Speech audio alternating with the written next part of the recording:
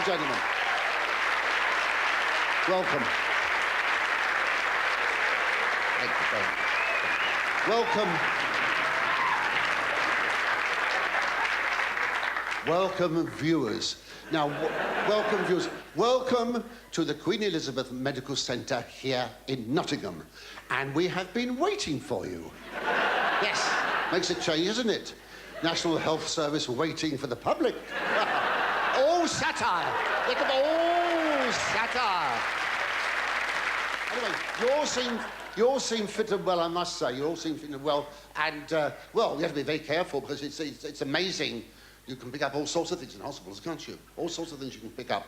You ask the junior doctors. I mean, let's face it. They're always being called upon. They're always being chased.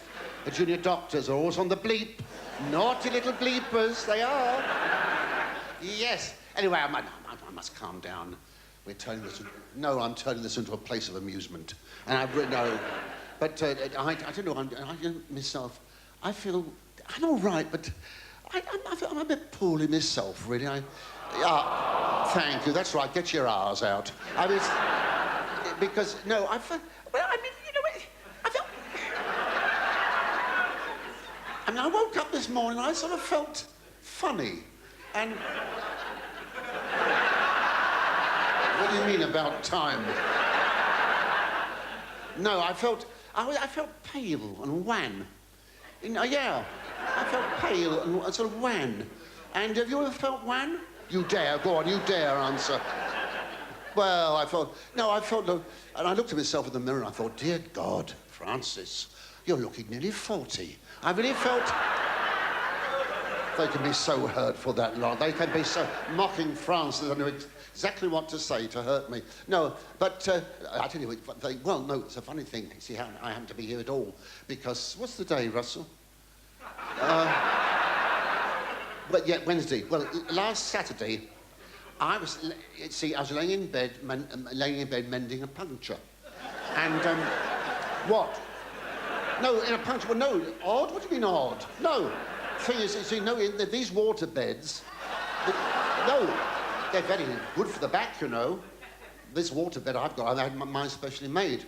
All you have to do, you have to put your feet, your ankles, through the leather straps at the bottom of the bed, you see. And through the top straps on the bedpost, you see. And you lay there, look up at yourself in the mirror on the ceiling. And no, it's very restful. And I mean, some of these chains, the iron chains pinch a bit. But what do you mean, kinky? What's kinky? Not kinky at all. Listen, this is an orthopedic bed. I got this on prescription. Look, he doesn't understand. You see, the whole thing is supposed to be a joke, this, you know. This is what we call a comedy routine. I mean, I don't really do it. Not since... I don't really do it. Not since that accident with the kipper. And I'll tell you... How dare you go me into a fury? What do you mean, mad? No, anyway, the phone rang, so I took off my leather mask, and there was a... Oh, no, don't. Look, listen, you're making this a mockery. And no, no, you have to answer the phone. See, this voice came through.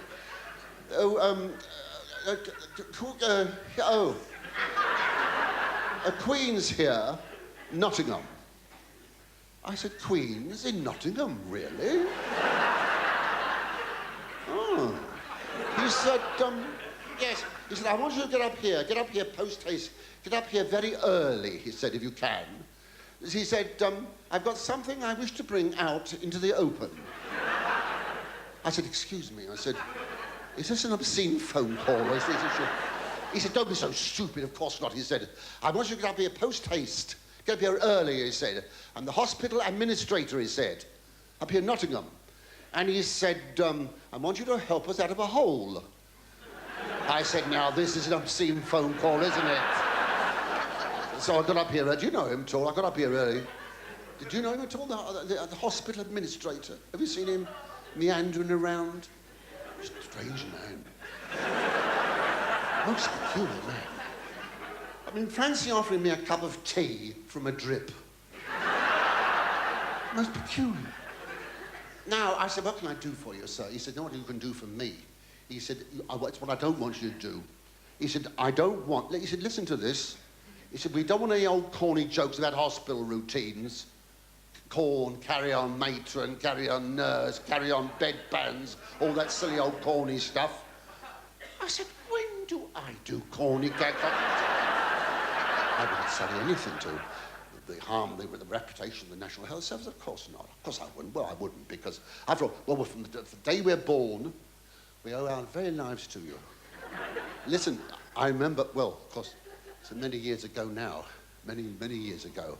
But no, I can see it now. I remember lying on this bed, naked, of course, screaming my head off, you see, and this nurse slapping my bottom, you see. Yes. Oh, what a party that was. I never forget, no. Wicked it was. Oh, no. Well, now, we come now, ladies and gentlemen, to a part of the festivities which I abhor. I very, very horror this, and that is what they call audience participation. Now, we have audience participation because, you see, the people who run this, the central TV, the yobbo who runs it, well, you know what he said to me? He said, look, you must lay yourself bare before the public. Lay yourself open to the public, he said. Let them probe you. Be a friend of the people. I said, the way you're talking, I shall be an enema of the people. Yes. Anyway, so now question time. Any questions? Ladies and gentlemen, can you think of anything during this brief lull? Have you been able to think of any questions at all? Anybody? Oh, good. Sir, what is your name? Andrew. Where do you come from? Malaya.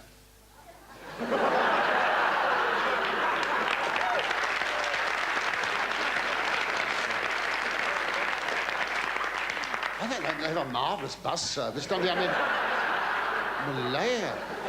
Well, now, is it going to be in English, this question, is it? Yes, yes. Right. What is the question? Have you had much contact with the medical profession? Such as? Well, doctors. Doctors. Right, Andrew, I try not to have any contact before 11 o'clock. Because sometimes their fingers are bloody freezing, you know. I had a bit of laryngitis, you know, and it's very difficult when your voice, when you have to talk for a living, your throat depends on your speaking for your living. Well, you understand what I mean, don't you? It's my throat. It wants cutting. Oh, you fools! You mad fools, you! You mad fools! Mocking Francis. No, I went to this doctor, so I thought to myself, I'll pop in, and out. I'll pop in to see him. Well, I was there for 3 hours. It's the longest pop I've had for a long time, I'll tell you. They were queuing down and on the passageway, and it was my turn.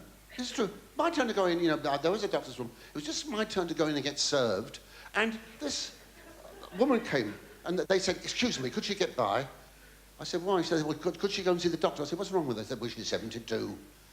I said, well, what's wrong with it? They said, well, you see, her legs are stuck together. So I said, a what? They said, her legs, you see, they're stuck together. I said, well, I've never heard of that. Have you heard of that? No, I said, well, all right, let her go. So she went by, this woman, you see, and she went in.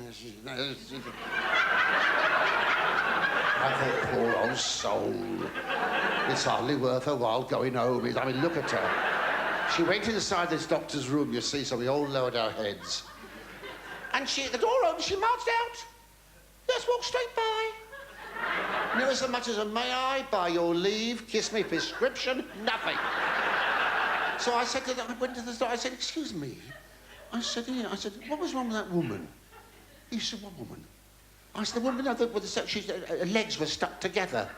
No, I saw it, the legs were stuck together. Oh, he said, nothing wrong with her, silly cow. She had 2 legs down one knicker. So, I mean, no, listen. There we are. Anybody else now, please? Any questions? Sir? What's your name, sir? Tom. Tom. And What do you want to know? How can I help you? People in your profession have facelifts and facelifts and that type of thing. Wait a minute, go back. They have facelifts? And that type of thing. Yes. Have you ever thought of having a facelift?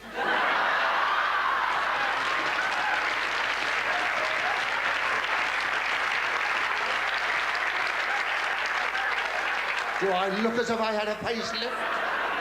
If I had, I want my money back, I'll tell you that. Thomas! Oh, Thomas! No, the only place I can go for a facelift would be Lourdes. No, but you can do it. You can on the National Health Service now, can't you? You can get them all. You know, the bags, and the eye. They all tell me I look like a weary camel, but I haven't done it.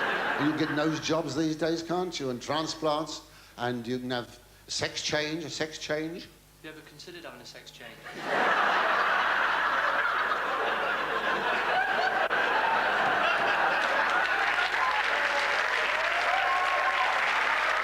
Tom, is this a proposal? Listen, a sex change.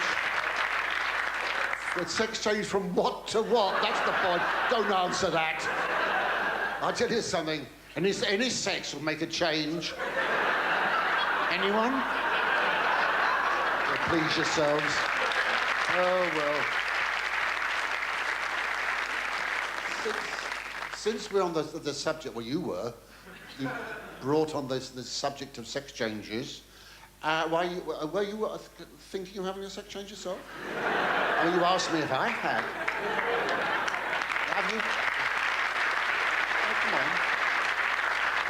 Well, eh? I can't afford it. You can't afford it? Well, I tell you something, it's very expensive, I think. I got a chap that lives down our road. He went, honestly, this is absolutely true. It costs a fortune, though. He went over there to Amsterdam, you know, and you know, it cost him £2,000. £2,000. He came back without a sausage. They really did. What? No, it's very expensive.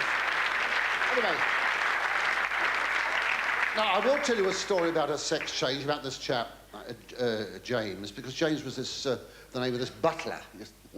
Butler, see. And he was a butler to the Duchess, this Duchess, and she was right up to him. And then, so this was pretty late at night, about 11:30, you see, 12 o'clock, and the limousine drew up. And so the Duchess couldn't sort of work. So she said, James, follow me. James, follow me upstairs to the bedroom. You understand? To my bedroom. So up they went to the bedroom. It was the Duchess, and there was James following her, you see. So when they got in, she said, James, will you take my shoes off? Thank you. Now, James, will you take my stockings off? Thank you. Will you take my dress off? Thank you. And now, James, will you take my panties off? And never wear them again. Now,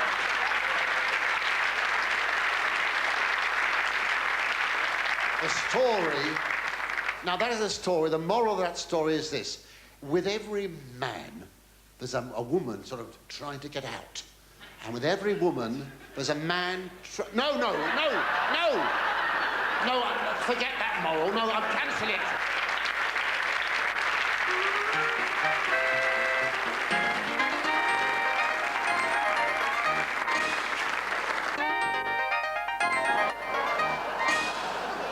Another question, quick, before you get me...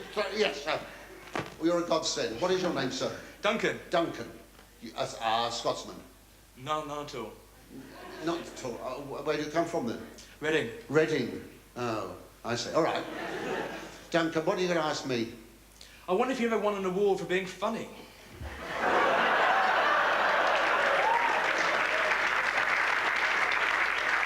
What exactly, Duncan, do you mean by that?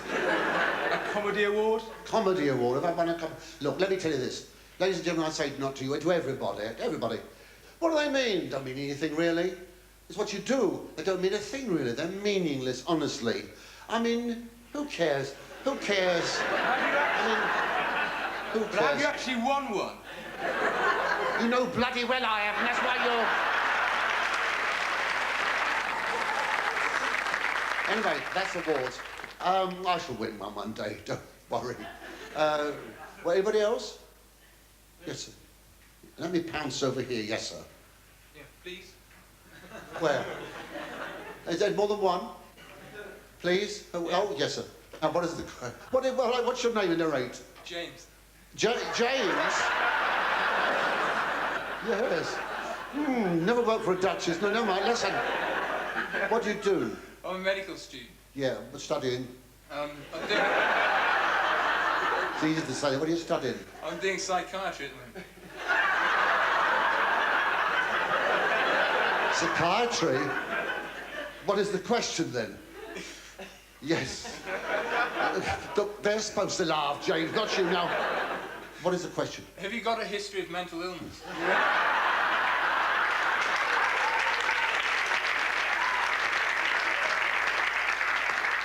Have I got a what? A history of mental illness? Yes. I borrow one from the library. Do you want to borrow it? It's got a tome. It's a book. He said, yes. He tried to goad me.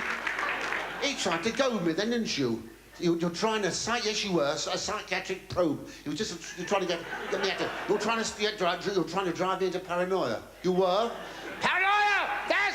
Ah. You try and doze off. You try and doze off. Nobody goes to sleep while I'm on paranoia, yes! Yes, James! I don't care! That's what you're trying to do, drive me into a paranoid state! Because I'm acting now, you see, because this is what I'm really like, James. Now tell me. Shut up! Oh. Where is he?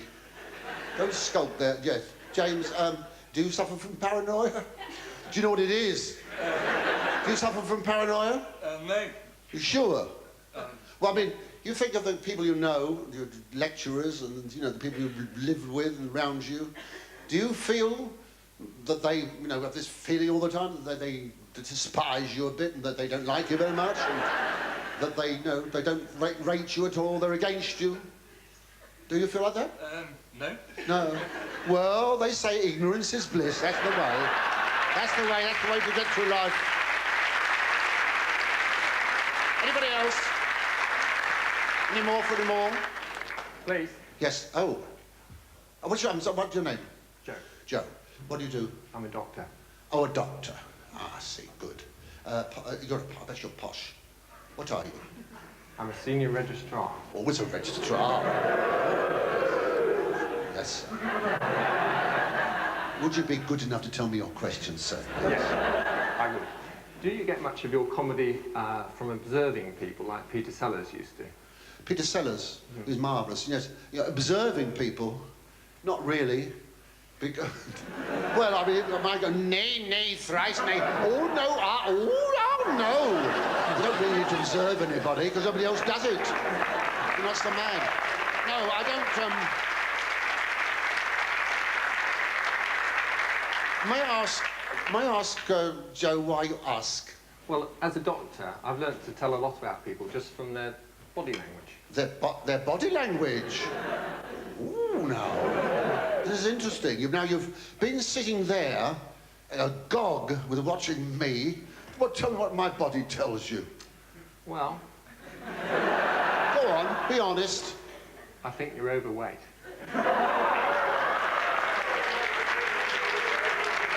No, go on, be honest. You're overweight. Well, I try to keep in shape. I'm afraid it's the wrong shape. Joe, doctor, I'm told that I am perfect weight for my height. You are never 8'4". Is he your script writer? There's a double act, isn't it? Alan Pace. You'll show me up in public, Joe. I'll get my own back on you. I will. It's the last thing I do. Naughty, Joe! Naughty! No, you've goaded me. You know, you've sent me into paranoia now. You've sent me like... No, you've goaded me. Banded words. But I tell you, when you can't always go by appearances. I knew, listen, I had some chap that went to see a doctor, and this is a true story. It's very sad. He was a patient, he went to see this doctor, and he was very shy, and he said to the doctor, he said, look, I don't really like to talk about this. I'm embarrassed.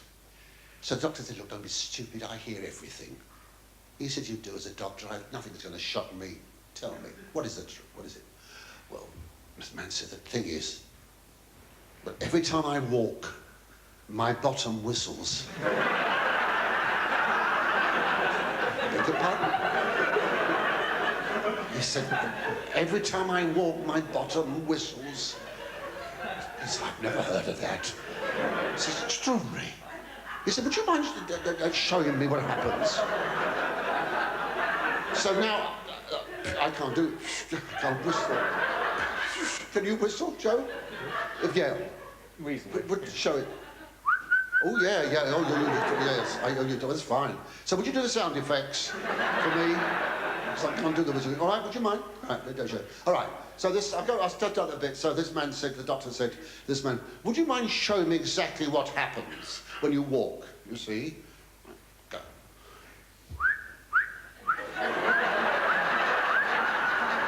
The doctor said, extraordinary. Doctor, that's extraordinary. Extraordinary. He said, would you mind walking back again? I think I'm there now. So this doctor said, I'm never seen anything like it. He said, I must tell the consultant, my consultant next door. He said, what if I make an audio cassette of this? I'd like to him to hear this. So he put this audio cassette on the, the thing and got it ready. So he said, right, would you mind walking again? Ready?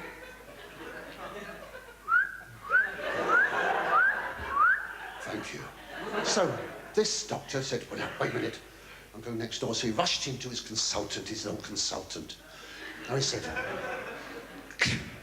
turn it on. Now, what do you make of this?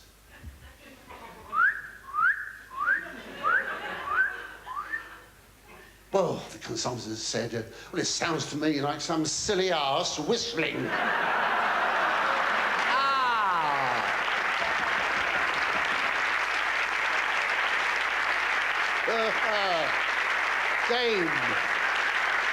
Game, set a match to me, Joseph. You walk right into that one, I'll give you out of shape. All right, then, so let's be friends, Joe. All right? So we have 50-50, all right? We'll meet again, and we'll continue this bout. I'll buy you a drink afterwards, all right? Let's hope he likes chloroform. Oh, thank you. Ladies and gentlemen, thank you you've been a marvellous audience. We're very, very grateful to you. So may I say to you, up the National Health Service! Up the National Health Service! Thank you very much.